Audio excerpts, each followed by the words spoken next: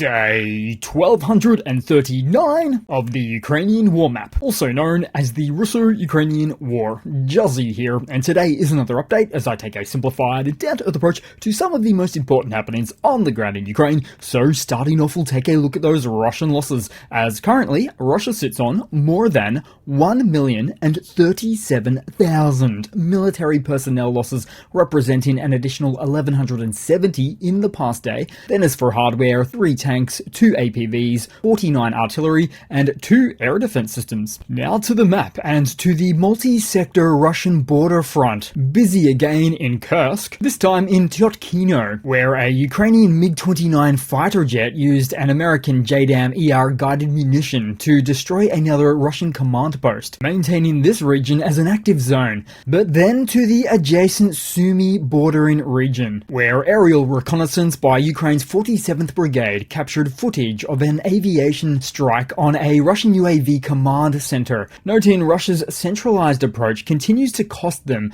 as their habit of clustering drone operators and command centers increases their vulnerability to targeted strikes. Then as for the main incursion front found in Sumy, Ukrainian forces have advanced further into Kindrativka, now pushing out remaining Russian troops from the village. It's a small but strategic gain right on the border, and one that also delivers a political blow to the Kremlin, as losing ground on the border undercuts their narrative of control and exposes further weaknesses. Then moving across to the bordering region of Kharkiv, adjacent to Russia's Belgorod Oblast, where we see the most recently opened up incursion point on the map, with the invading forces entering the midsection of the perimeter in the southwestern direction, and an update which accounts for the first map update since the 4th of July, which also happened to be the very same day of the initial Russian incursion across this international borderline. This rapid expansion and subsequent lack of momentum suggests a successful early blitzkrieg attack, similar in nature to the other northern fronts. However, unlike those fronts, this particular operation appears to be fizzling out more quickly than expected, certainly in contrast to the others,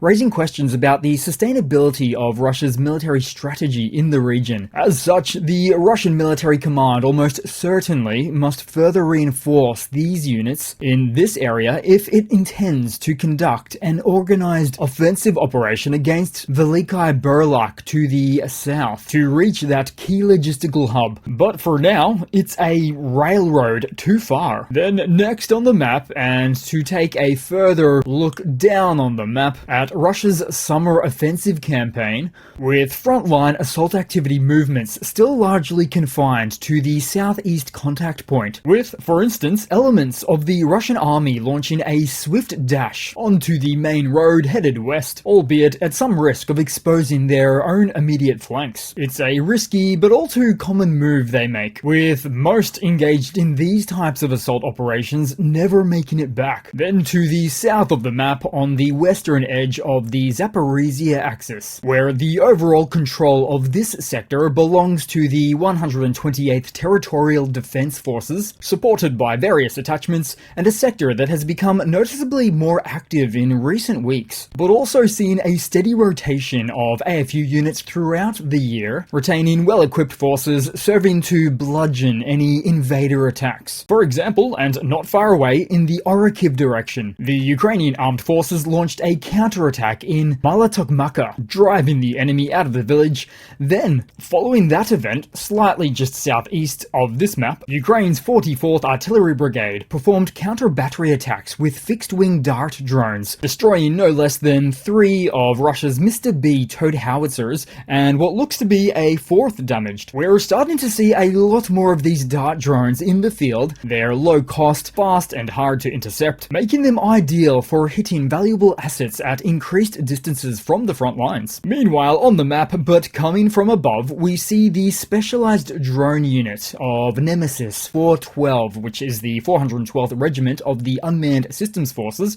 a relatively new branch of the Ukrainian army, who are at it again, taking out an assortment of weapons, armored vehicles, and trucks, proving once again that Russia is not a superpower or even failing to represent their self-designated world's second army status. Also on the map, Ukraine's National Guard Special Operations Unit known as Omega Wings has released footage of their drone operators taking out a Russian Mr. S self-propelled howitzer. Caught on camera, it shows the FPV drone operators from the unit tracking and successfully destroying the SPG. As of now, we've seen a few of these SPG losses for July alone, which, in my rough estimation, probably marks the 10th loss of the dozen or so spotted travelling on rail to Ukraine back in late May, leaving a lot to be desired for their armoured artillery reinforcements. Then, next on the map, footage of the Ukrainian-operated Mi-24 helicopter that shoots down an incoming Shahed drone kamikaze attack. It looks like something straight out of World War II flak footage. Then, taking a look across the map and where future events might be headed, as it's clear that Russia is ramping up for high-volume motorbike assault squads, hitting hard, coming to a late summer battlefield near Ukraine. But firstly, a quick reminder on why most armies don't gamble on mass motorbike assaults. There's a few reasons for this. For instance, they're incredibly vulnerable to fire, they pack almost no firepower, and take brutal manpower losses. And now, there's a new, or rather very old, threat making a comeback: metal spikes. Yes, spike strips and caltrops are back, and they're already stopping Russian bikes in their tracks, with various examples seen on the map to date after their drone-dropped deployments in the field. But for Russia, mass motorbike assaults are not a strategy, they're desperation, and it's already showing that metal spikes stop Russian bikes. Next up to some news updates, as the